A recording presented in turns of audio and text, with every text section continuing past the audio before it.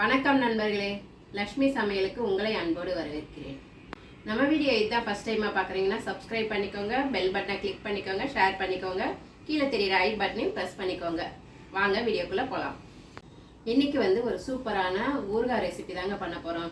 தக்காளி ரொம்ப விலை கம்மியாக கிடச்சிது. அதை வச்சு ஒரு சூப்பரான தக்காளி ஊறுகாய் செய்யலாம். வாங்க எப்படி செய்கிறதுன்னு பார்க்கலாம். நான் தக்காளி 1 கிலோ தக்காளி வாங்கி நல்லா கழுவிட்டு தொடச்சி வச்சுருக்காங்க. நம்ம பழம் இது வாங்கும்போதே நம்ம பழுத்த பழமாக இருக்கிற மாதிரி நல்லா ரெட் கலரில் இருக்கிறத பார்த்து வாங்குங்க. இதில் செஞ்சால் நம்மளுக்கு டேஸ்ட் ரொம்ப சூப்பராக இருக்குங்க. இப்போ இதை எப்படி செய்கிறதுன்னு பார்க்கலாம். இப்போ இதை கட் பண்ணிக்கலாம்.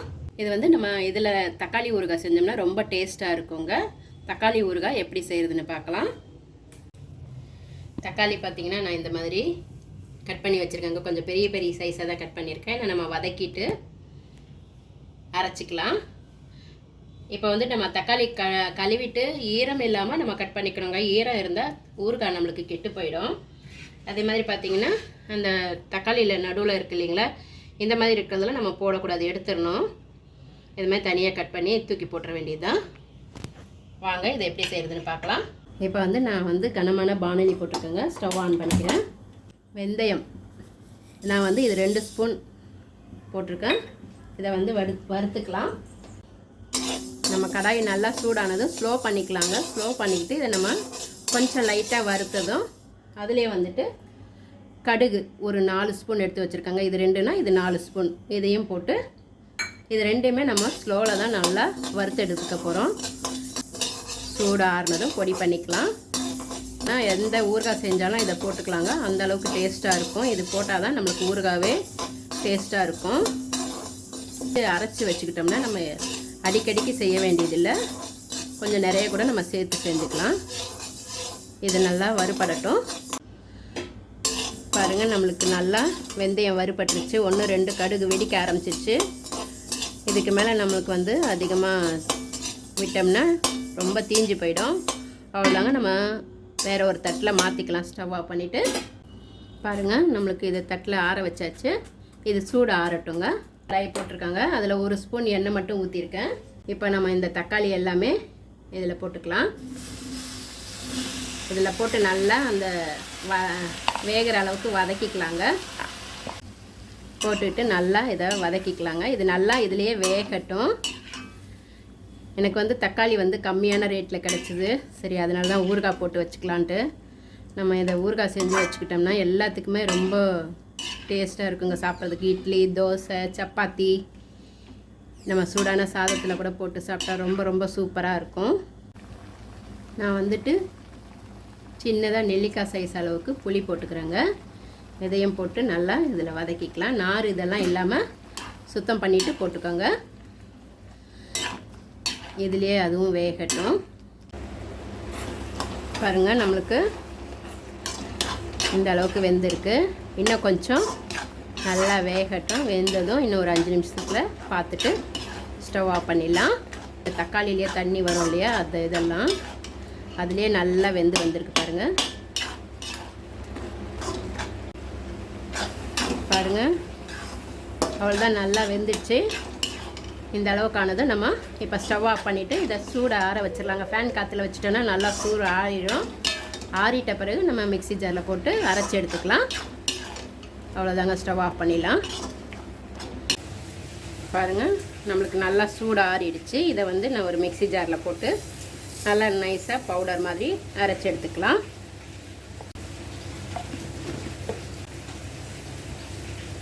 பாருங்கள், நம்ம இந்த மாதிரி நைஸாக பவுடர் மாதிரி அரைச்சி எடுத்தாச்சு. இது அப்படியே இருக்கட்டும். பாருங்கள், இதுவும் நல்லா சூடு ஆறிடுச்சு. இப்போ நம்ம இதை ஒரு மிக்ஸி ஜாரில் போட்டுக்கலாம். மிக்ஸி ஜார் கூட நம்ம இதுக்கு ஈரமாக இருக்கக்கூடாது. இதை போட்டு அரைச்சி எடுத்துக்கலாம். பாருங்கள், இந்த அளவுக்கு நம்ம அரைச்சி எடுத்தாச்சு. இதை அப்படியே நம்ம நல்லா வதக்கிக்க வேண்டியது தான். நான் ஸ்டவ்வில் அது பானலி வச்சுருக்கேங்க. இதில் நான் 3/4 டம்ளர் எண்ணெய் எடுத்திருக்கேன். அதில் கொஞ்சமாக இப்போ ஊற்றிக்கிறேன். தேவையான அளவு ஊற்றிட்டு இப்போ நம்ம கடுகு போட்டுக்கலாம். அதில் கடுகு போட்டுக்கிறேன். கடுகு வெடிக்க ஆரம்பிச்சிச்சுங்க. நம்ம இந்த சமயத்தில் ஸ்லோ பண்ணிக்கலாம். ஸ்லோ பண்ணிவிட்டு இதை ஊற்றிக்கலாம் கடுகு வெடித்து முடித்ததும். ஏன்னா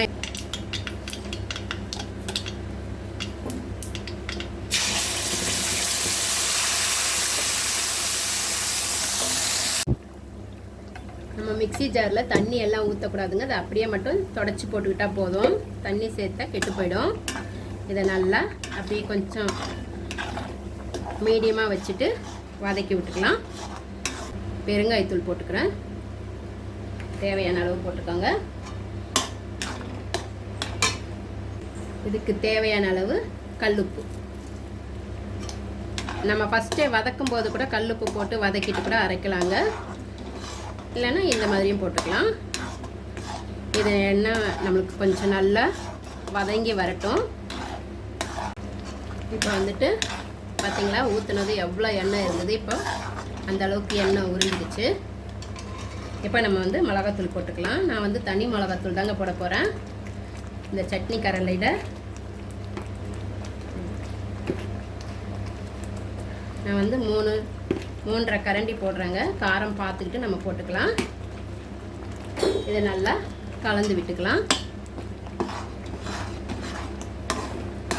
ஊறுகாய்க்கெல்லாம் கொஞ்சம் காரம் எண்ணெய்லாம் இருந்தால் தாங்க நல்லா டேஸ்ட்டாக இருக்கும். இப்போ வந்து நம்ம இருக்கிற எண்ணெயும் அதில் ஊற்றிக்கலாங்க. கொஞ்சம் மொத்தத்துக்கு இதில் 3/4 ஊற்றிருக்கேன். தேவைப்பட்டால் அப்புறமா வேணால் ஊற்றிக்கலாம். காரமும் அதே மாதிரி தாங்க. உப்பு காரம் அதெல்லாம் நம்ம இதில் பார்த்துட்டு கலந்து விட்டுக்கலாம். தேவைப்பட்டால் இன்னும் கூட காரம் நீங்கள் போட்டுக்கலாம். காரம் உப்பு மீடியமாக வச்சு கலந்து விட்டுக்கிட்டே இருக்கலாம். ஏற்கனவே நம்மளுக்கு அது வெந்திருக்கு. இருந்தாலும் இன்னும் கொஞ்சம் இது நம்ம மிக்ஸி ஜாரில் போட்டு இது பண்ணதால் கொஞ்சம் வேகட்டும்.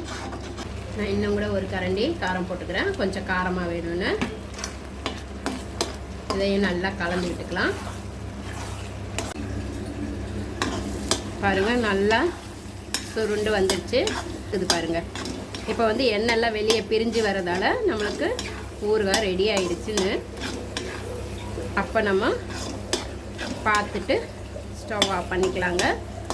நம்ம தேவைப்பட்டால் இன்னும் கூட எண்ணெய் ஊற்றிக்கலாம். ஆனால் இதிலே கொஞ்சம் பாருங்கள் எண்ணெய் வந்துக்கிட்டே இருக்குது. இன்னும் கொஞ்சம் நேரம் இருந்தால் அப்படியே எண்ணெய் வெளியே வரும். ஊறுகாயும் சூப்பராக ரெடி ஆயிடுச்சுங்க. நீங்கள் இந்த மாதிரி தக்காளி ஊறுகாய் செஞ்சு எடுத்துக்கிட்டிங்கன்னா நம்ம ட்ராவலில் கூட சப்பாத்திக்கு இதுக்கெல்லாம் நம்ம கட்டி எடுத்துகிட்டு போனால் ரொம்ப சூப்பராக இருக்கும். கெட்டு போகாது. அந்த மாதிரி சமயத்தில் நம்மளுக்கு ட்ராவலிங் சமயத்தில் ரொம்ப யூஸ்ஃபுல்லாக இருக்குங்க. பார்த்திங்களா நம்மளுக்கு கலக்க கலக்க அதிலேருந்து எண்ணெய் பிரிஞ்சு வந்திருக்கு பாருங்கள். அவ்வளோதாங்க நமக்கு தக்காளி ஊறுகாய் சூப்பராக ரெடி ஆயிடுச்சுங்க. நீங்களும் உங்கள் வீட்டில் ட்ரை பண்ணி பாருங்கள். எப்படி இருந்ததுன்னு கமெண்ட்டில் சொல்லுங்கள். அவ்வளோதான். நம்ம ஸ்டவ் ஆஃப் பண்ணிவிட்டு சூடு நல்லா ஆறுனதும் வேறு ஒரு பாட்டிலில் மாற்றிக்கலாம். இப்போ நம்ம வந்து அடுப்பில் இருக்கும்போதே நம்ம இந்த வெந்தய பொடி பண்ணோம் இல்லைங்களா, வெந்தயமும் கடுகும் அது போடக்கூடாது. நம்ம ஸ்டவ் ஆஃப் பண்ணிவிட்டு கீழே இறக்கி வச்சுட்டு நம்மளுக்கு ஊறுகாய்க்கு தகுந்த அளவுக்கு போட்டுக்கோங்க. நான் வந்து 1 ஸ்பூன் போட்டுக்கிறேன். போட்டு நம்ம கலந்து விட்டுட்டு அப்படியே இருக்கட்டும்.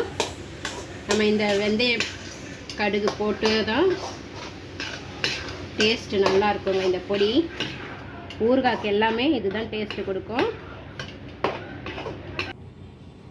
நம்ம தக்காளி ஊறுகாய் நல்லா ஆறிடுச்சுங்க. ஆறினதும் இந்த மாதிரி பாட்டிலில் போட்டு வச்சுக்கலாங்க. ரொம்பவே சூப்பராக இருக்கும். நம்ம ஈரம் ஸ்பூனு இதெல்லாம் படாமல் எடுத்திங்கன்னா உங்களுக்கு ரொம்ப நாளைக்கு வருங்க. கெட்டு போகாது சீக்கிரமாக.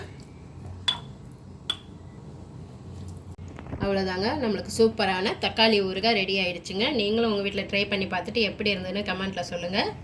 ரொம்ப ரொம்ப ஈஸியும் கூட.